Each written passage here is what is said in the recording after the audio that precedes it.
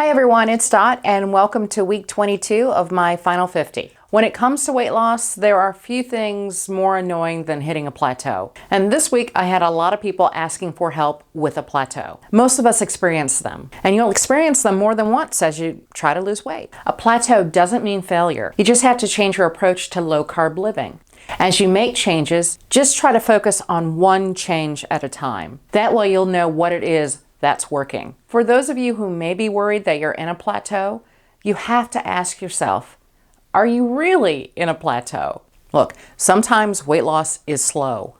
Also, if the scale isn't moving, but you're getting healthier, isn't that still progress? Dr. Eric Westman, one of the top low-carb doctors and researchers in the country, defines a plateau as not losing any weight or losing anything off of your midsection for months. Not days, not weeks. The scale is just a tool, one of many. And you should use others, like a measuring tape, so you can track your progress.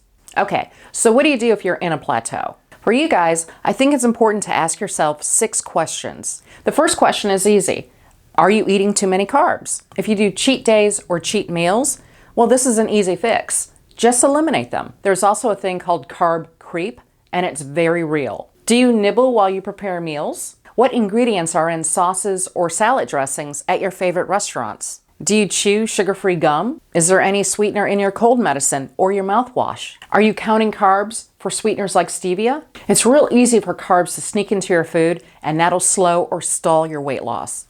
Question 2, are you eating more than you need? Now, if you've watched this channel for a while, you know I'm critical of the whole idea of eat less, move more. A calorie is just a measure of energy, and that energy is what we use to fuel our bodies. But not all calories are equal when it comes to your health and weight. When I weighed 325 pounds, 1 tablespoon of butter and its 100 calories did more good for me than an 80-calorie apple. And that's because the insulin response between those two items is very different. That said, at a certain point in your weight loss journey, calories will begin to matter. Why?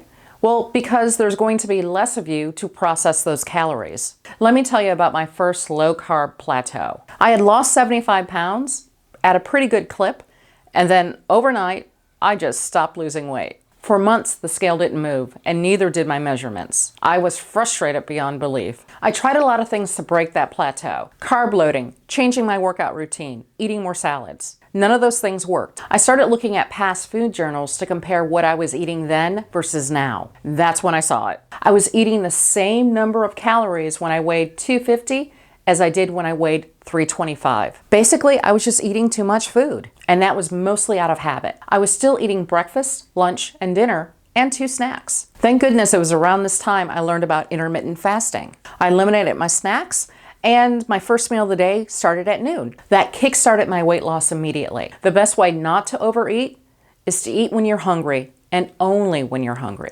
Question 3, are you eating too much or too little protein?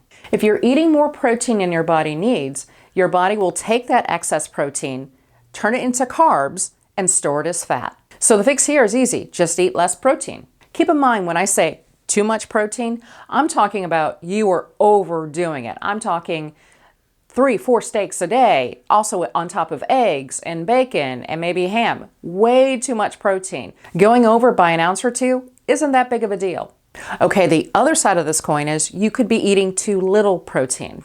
You can tell if this is happening when you're hungry between meals, a lot more than normal. So now you're probably wondering, great, how much protein is enough? That is the $64,000 question, because nobody knows.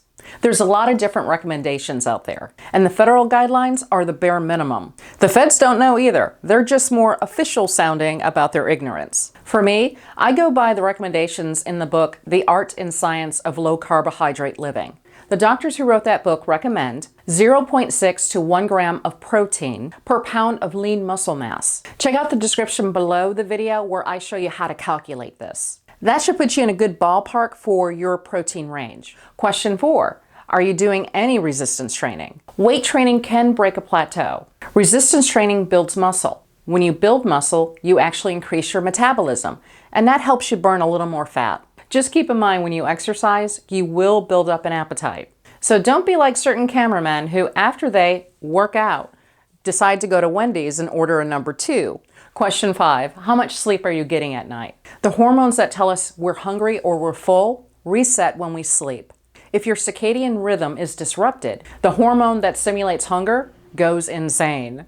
It's important that you get around 7 to 9 hours of sleep at night. Question 6. Do you know how to cope with stress? Stress is a big factor when it comes to weight gain. When we stress out, our body releases the hormone cortisol.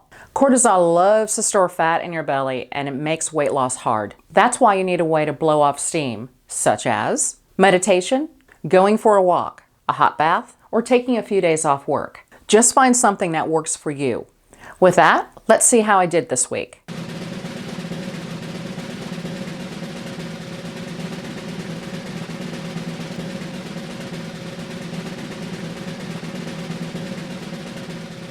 Last week, I weighed 206.7 pounds. This week, I'm at 207.5 pounds. That's a gain of 0.8 pounds. My first gain in several weeks. For all the reasons I've stated, I don't believe I'm in a plateau. However, I did recently have an epiphany. Thanks to my overly tight calf muscle, my workout routine is completely restricted. I'm not allowed to do any daily walks.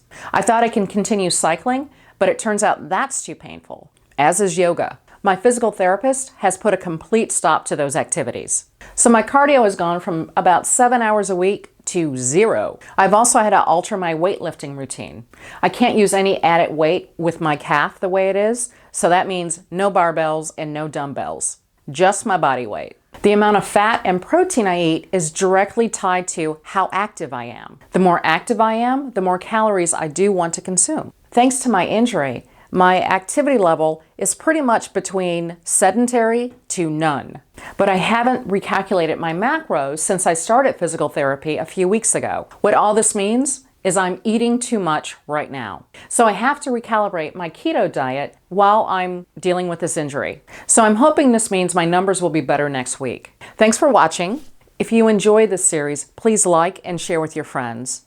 And until next time, I'll see ya.